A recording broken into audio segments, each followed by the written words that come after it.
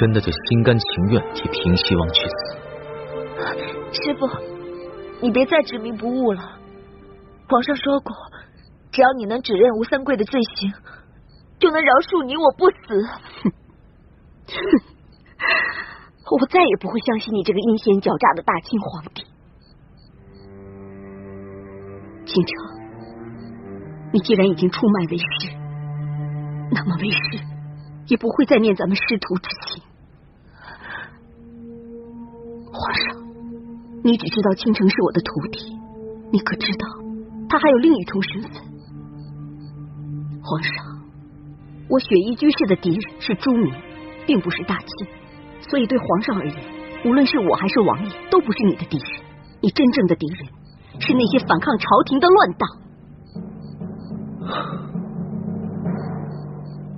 自大清开朝以来，一直有文人以前明臣子自居，不肯到清廷就职。各地也一直都有反抗朝廷的乱党，不过那都是小打小闹，不成气候。朕现在心里最担心的就是吴三桂。看来皇上还是低估了那些前明余党。这样吧，我雪衣居士任由你处置，只要不将我的罪迁怒于王爷身上，那我将戴罪立功，揭发这宫中的另一伙奸细。前明的晋王李定国，他并没有死，而是领导着一股反抗朝廷的力量。这些年他们韬光养晦，形成了气候，只要皇上答应我的要求，我就会揭发这宫中的李定国的奸细，并会和你们一起剿灭明珠谷。皇上知道这明珠谷地势险要，机关重重，只要有了老奴，你们才有可能将这明珠谷一举剿灭，永绝后患。师父，你这是要引祸江东，为吴三桂开罪吗？皇上，老奴所说的句句是实话。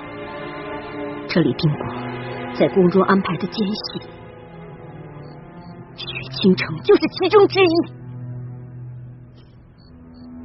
为了替你梅花门复仇，为了效忠你所谓的大恩人吴三桂，你在明珠谷藏了这么多年，柳师傅，你可真是忍辱负重。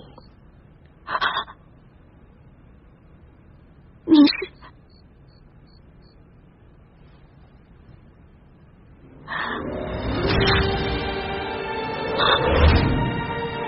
六师傅，我奉旨擒拿你。永和宫外到处都是高手，你逃不掉的。你我师徒一场，我不想伤害你，你投降吧。我说皇上的功夫怎么会突然间这么高？原来是你！师父，别再执迷不悟了。